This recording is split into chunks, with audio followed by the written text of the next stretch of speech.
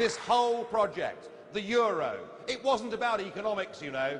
It was always about politics. It was about forcing people together. Now, clearly it's not working. Clearly it isn't working, and so some pretty big decisions have to be made. Either Greece and Ireland and Portugal bomb out of the euro, or perhaps the braver way of looking at it is that perhaps Germany ought to say that it's time that actually she took back the Deutschmark, she took back control over her own national life. I know that may seem unlikely at the moment, but how well I can remember coming to Berlin back in the 1980s when it seemed that the Berlin Wall would be there forever. And everybody thought the Berlin Wall would be there forever, but great events in history can happen very quickly. So I hope that at some point in time you really get the opportunity to say, as a modern Germany, that like us, you believe in cooperation. Like us, you believe in trading freely.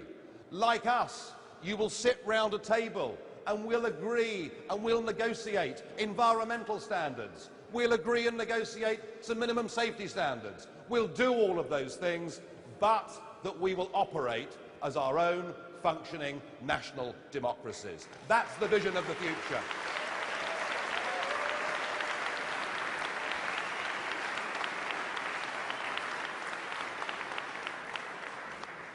And I think there is a movement here in Germany, not just in this room, but I've been a fan for some time of Dr. Roman Herzog, your former president, who, if you remember, commissioned that study, didn't he, between 1998 and 2004, of what percentage of federal laws in Germany were made here as opposed to being made in Brussels. And it came up that 84% of your federal laws that were made between those years were not made by politicians that you can elect, were not made by politicians that you can get rid of and replace at another election, but they came to you straight from the institutions of the European Union. And Herzog himself said the question has to be raised of whether Germany can still unreservedly be called a parliamentary democracy. Well, clearly it can't, ladies and gentlemen, and I'll bring you other news from Brussels. Do not believe those that tell you that because we have a European Parliament, this project is democratic. It is not democratic. The people who have the sole right to propose legislation are the unelected bureaucrats in the European Commission. They are the people that design our laws. All we can do in the Parliament is to delay them a little bit.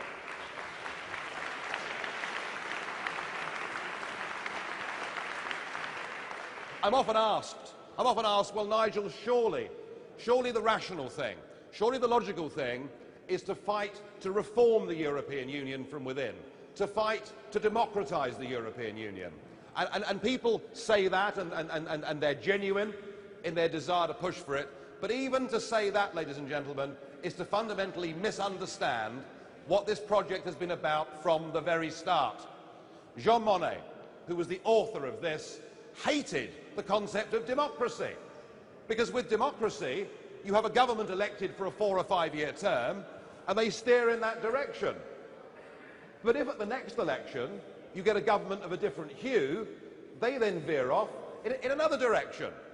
Well, that's no good to people like Jean Monnet. That's no good to these great people who know better how we should live our lives than we do ourselves.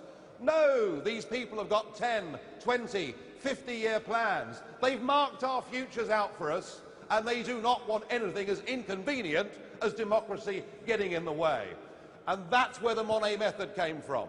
That's where the sole right of the initiative of the European Commission came from. And if there was ever a moment at which this was going to be democratised, then it would have been at the time of the European Constitution. They could have used that opportunity to make the European Parliament the place from which the government of their new European state came from.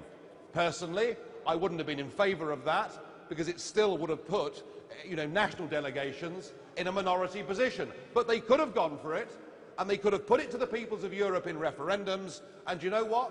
They probably would have won. But they didn't do that, did they? They kept everything absolutely the same.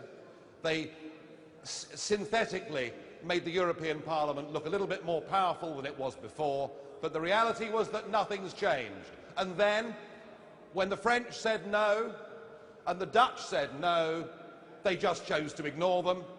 And when little Ireland had the temerity to say no, they were forced and bullied into voting yes. That is the true face of this European Union. Ladies and gentlemen, it is not just undemocratic, it is anti-democratic, and we